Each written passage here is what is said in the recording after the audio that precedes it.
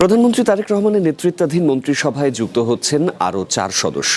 রাষ্ট্রপতি হিসেবে শপথ নেয়ার পরেই মির্জা ফখরুল ইসলাম আলমগীর মন্ত্রিসভার নতুন সদস্যদেরকে শপথ পড়াবেন বলে জানা গেছে। মন্ত্রিসভায় যুক্ত হতে চাওয়া 4 জন হলেন বিএনপি স্থায়ী কমিটির সদস্য doctor Abdul Moyeen Khan, BJP chairman barrister Andalib Rahman Partha, Bandarban থেকে নির্বাচিত সংসদ সদস্য সাচিং প্রু জেরি ও গাইবান্ধা 4 আসনের সংসদ সদস্য মোহাম্মদ। নগদ নিয়ে এলো হার না মানা হার অফার।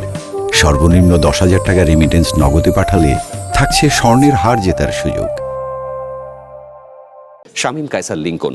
মির্জা ফখরুল রাষ্ট্রপতি নির্বাচিত হয়, তার স্থানীয় সরকার, পল্লী উন্নয়ন ও সমবায় মন্ত্রণালয়ের দায়িত্ব পুনর্বন্টন করা হবে।